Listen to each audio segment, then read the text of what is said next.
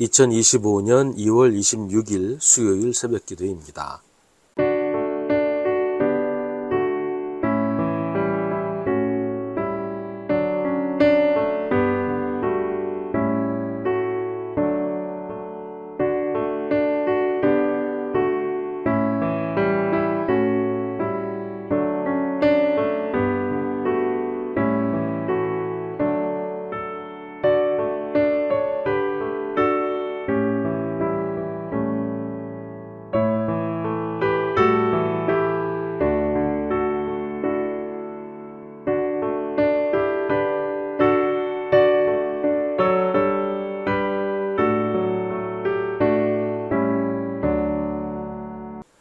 느헤미야 10장 28절부터 39절입니다.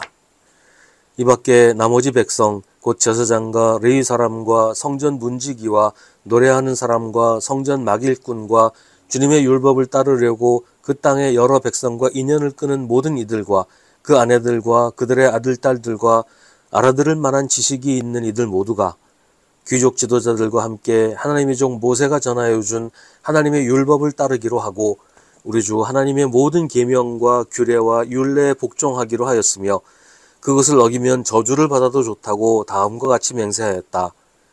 우리는 딸을 이 땅의 백성과 결혼시키지 않는다. 우리는 아들을 그들의 딸과 결혼시키지 않는다. 이 땅의 백성이 안식일에 물건이나 어떤 곡식을 내다가 팔더라도 안식일에나 성일에는 우리가 사지 않는다. 7해마다 땅을 쉬게 하고 6년이 지난 빚은 모두 없애준다. 우리는 다음과 같은 규례도 정하였다. 하나님의 성전 비용으로 쓰도록 우리는 해마다 3분의 1 세겔씩 바친다. 이것은 늘 차려놓는 빵과 규칙적으로 드리는 곡식 제물과 규칙적으로 드리는 번제와 안식일이나 초하루나 그 밖에 절기 때에 드리는 제물과 이스라엘의 죄를 속하는 속죄물과 우리 하나님의 성전에서 하는 모든 일에 쓸 것이다. 제사장이나 레위 사람이나 일반 백성을 가리지 않고 우리가 집안별로 주사위를 던져서 해마다 정한 때에 우리 하나님의 성전에 뗄 나무를 바칠 순서를 정한다.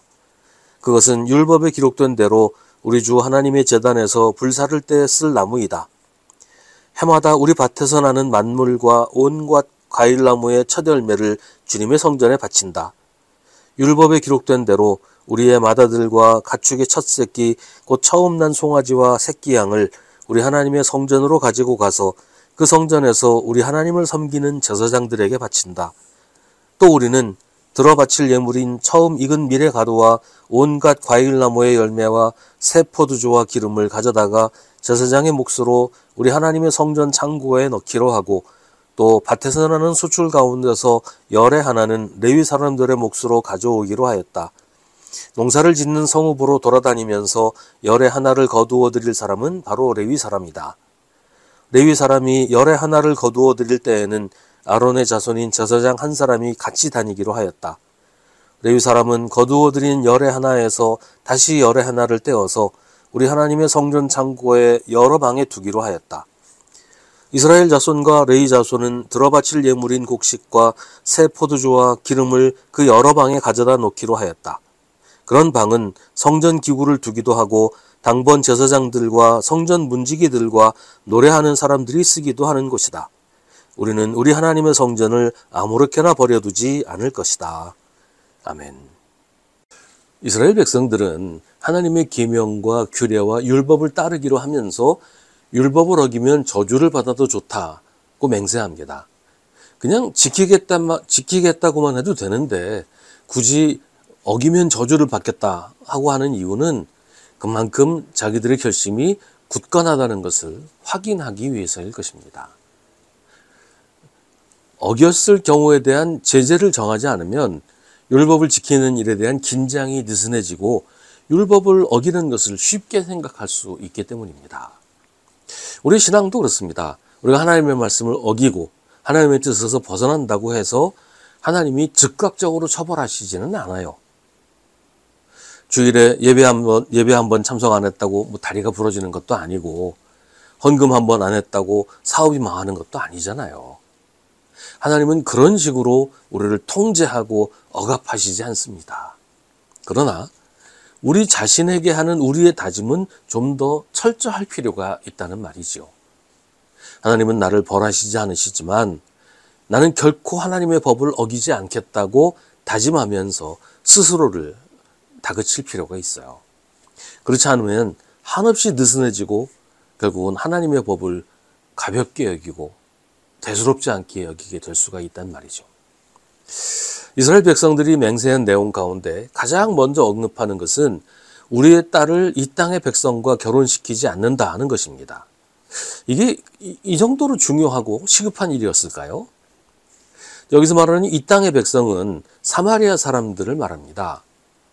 사마리아 사람들은 원래 북이스라엘 사람들이었는데 북이스라엘이 아시리아에게 멸망한 이후에 아시리아의 정책에 따라서 먼 나라로 강제 이주가 되기도 하고 또 사마리아 땅에 다른 나라, 다른 민족 사람들이 들어와 살기도 했습니다. 그러면서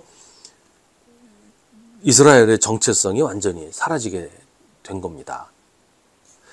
왜냐하면 외부에서 강제로 이주되어 온 사람들과 사마리아에 남아있는 사람들 사이에 결혼을 해야만 했거든요.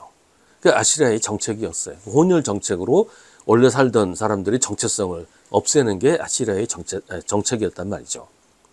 그러면서 이스라엘의 10지파는 완전히 소멸되고 맙니다. 없어지고 말아요. 그 이후로는 유대지파, 베냐민지파, 그리고 섞여서 살던 레위지파 말고는 지파 얘기가 전혀 나오지 않잖아요. 없어졌기 때문에 그런 겁니다.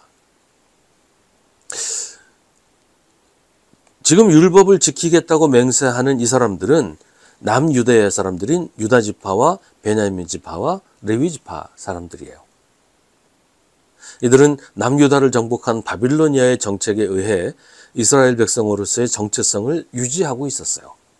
이들은 사마리아처럼 정체성을 잃어버리지 않으려고 애를 썼고 그러기 위해서 혼혈이 되지 않게 하려고 힘을 쓴 겁니다. 그러기 위해서는 사마리아 사람들과 혼인관계를 맺지 말아야 했던 것이죠. 이것은 그 시대의 상황 때문에 했던 일이에요. 특별한 상황에서 불가피한 일이었습니다. 그러나 이걸 모든 시대와 모든 상황에 통용되는 진리로 받아들여서는 안 됩니다. 예를 들어서 지금 우리 이 시대에 기독교인들끼리만 교류하고 다른 종교 사람들과 벽을 쌓고 지낸다. 이게 가능할까요? 혹은 바람직할까요? 물건을 사도 같은 교회 교인이 하는 가게에서만 사고 뭘 해도 교인들끼리만 모여서 하고 만약 그러면 전도는 포기해야 되는 거 아니에요? 그런데 오늘 말씀에 나오는 이 일이 우리에게도 중요한 의미를 가지는 부분이 있어요. 오늘 이스라엘 백성들의 결단이 우리에게도 따라야 할 부분들이 있다는 거예요. 우리 믿음을 지키는 일은 어느 시대, 어느 사회에서도 결코 포기할 수 없는 일이라는 것이죠. 우리 믿음이 세상 속에 사는 동안 세상에 물들어가서는 안 되는 것입니다. 믿는 방식은 달라질 수 있어요. 문화가 달라지고 생활 풍습이 달라졌는데 여전히 구약시대의 풍습을 따를 수는 없잖아요. 그러나 하나님을 믿는 믿음, 오직 하나님만 믿고 예수 그리스도의 복음만 붙잡고 사는 건 양보하거나 타협할 수 없는 일입니다.